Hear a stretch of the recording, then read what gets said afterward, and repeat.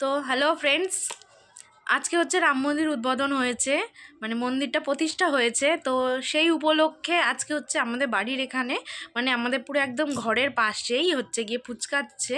তো ওইখানে ওই কাকারা আজকে ফুচকা সবাইকে ফ্রিতে খাইয়েছে, মানে আজকে রাম মন্দির উদ্বোধন হয়েছে এর জন্যই।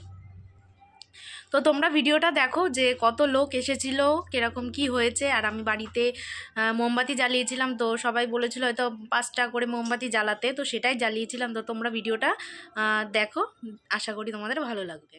তো এই দেখো বিকেল থেকেই ফুচকার দোকানটা ভালোভাবে সাজানো হচ্ছে। তো এর ভিতরেও পেটির ভিতরেও ফুচকা রয়েছে, ওপরেও ফুচকা রয়েছে।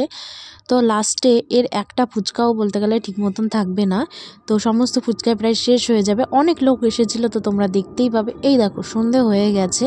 তো সন্ধে হয়ে যাওয়ার পরে দেখো কাকা ফুচকা দেওয়া শুরু করে দিয়েছে।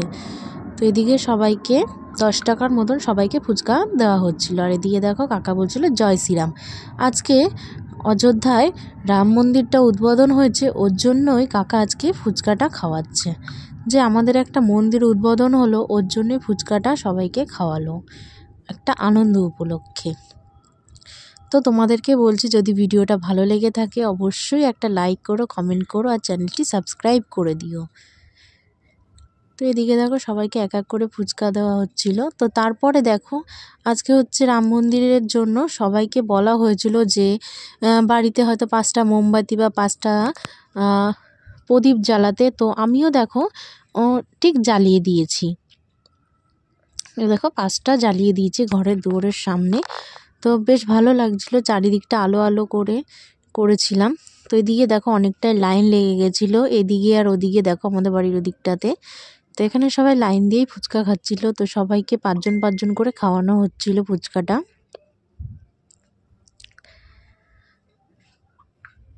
তো আশা করি তোমাদের ভিডিওটা ভালো লেগেছে।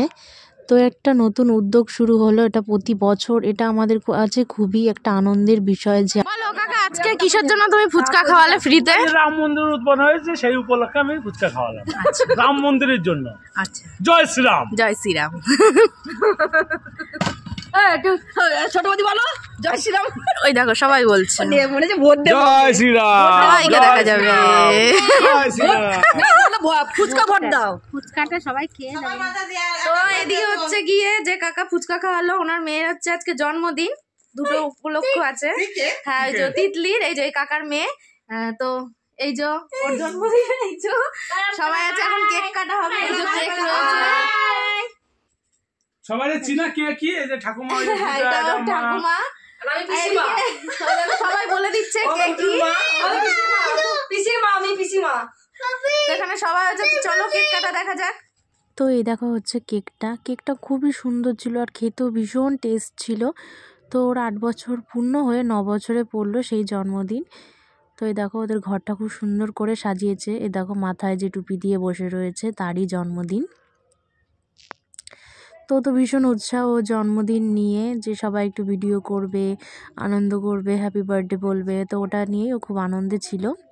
তো এদিকে দেখো এখন হচ্ছে আমাদের সবাইকে হাততালি দিতে বলছে, আর ও এখন কেক কাটবে।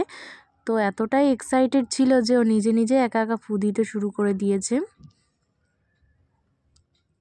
তো সেরকম তো কাউকে বলেনি, তো সবাইকে হয়তো কেক কাটার সময় আমাদেরকে ডাক দিয়েছিল। তো এই যে কেক কাটা এখন শুরু হয়ে গেছে।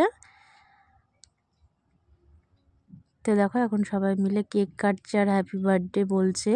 ওর নাম হচ্ছে তিতলি। তো এখন সবাই happy birthday to you Titli বলছে।